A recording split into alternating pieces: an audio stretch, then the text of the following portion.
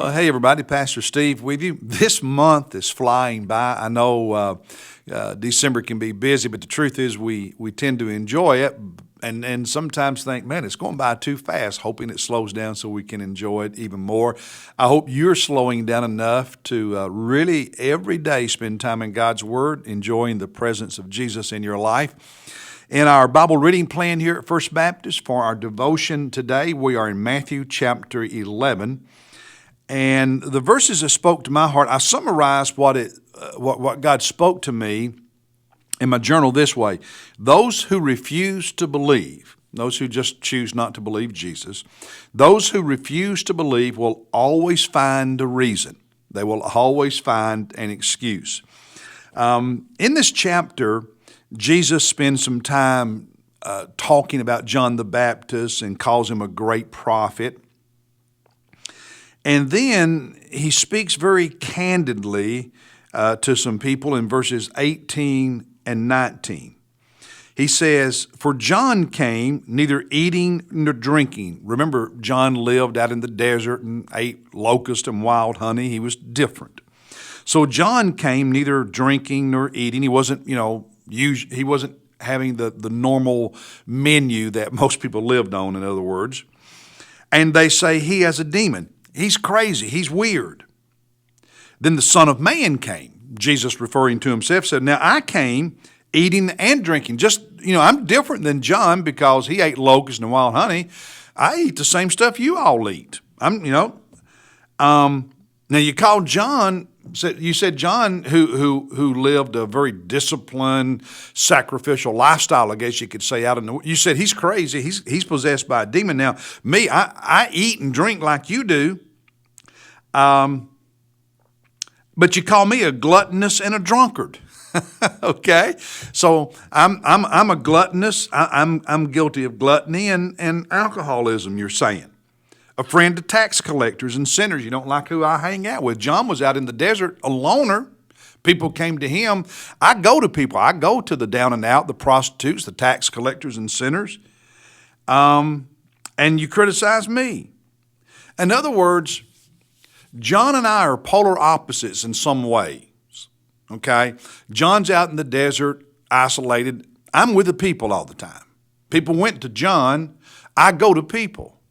John was very strict, ate locust and wild honey. I eat the food you eat, drink the drinks you drink. You criticize John, you criticize me.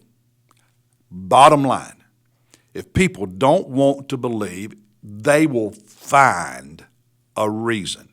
They will come up with an excuse. And what's that old cultural secular saying, you're damned if you do and you're damned if you don't?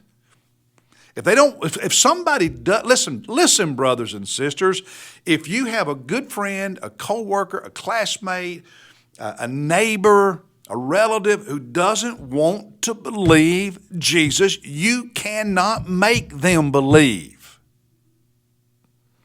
They will always have a reason, an excuse. You are to pray, you are to love them, serve them, witness to them, invite them to worship. Don't give up on them, but only God can change them. You can't. If they don't want to believe, they'll always have a reason not to listen to what you say. That's just how it is. Now, Jesus said sometimes people are just too smart for their own good. In this same chapter 11, verse 25, he's praying. So after he does this teaching, he prays. And he says, "I praise you, Father, Lord of heaven and earth, that you have hidden these things from the wise and intelligent and revealed them to infants." Jesus in this prayer enunciates a general principle, a general truth that pride and arrogance keep many people from believing, and that humility and submission, being like an infant, like a child, is one of the keys to belief. Now, let's be honest.